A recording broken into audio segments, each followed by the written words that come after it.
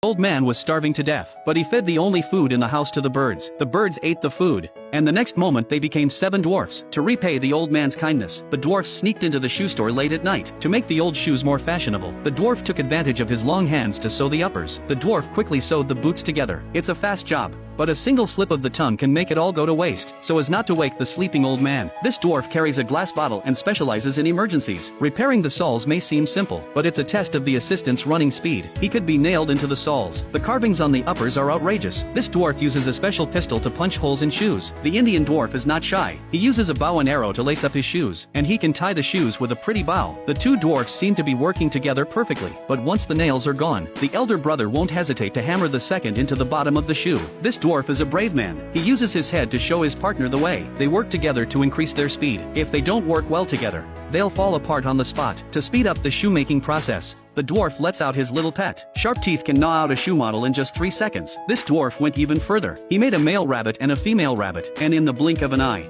they gave birth to a whole bunch of baby rabbits. This dwarf is putting the finishing touches on his project. Suddenly the roller skates came speeding by. The dwarf had no choice but to start over. But the next second, there was an accident. But he had just wiped his shoes clean. When the skates were coming this way again, the angry dwarf decided to take the first step. But this time, the roller skates drove right into the shoe closet. Although the dwarfs were very careful in the process, but the noise woke up the old man. Luckily, their work had come to an end. When the old man opened the door of the shoe store, the shoe racks were filled with all kinds of fine leather shoes. The 2 old men were very happy. They held each other's hands and danced around the room.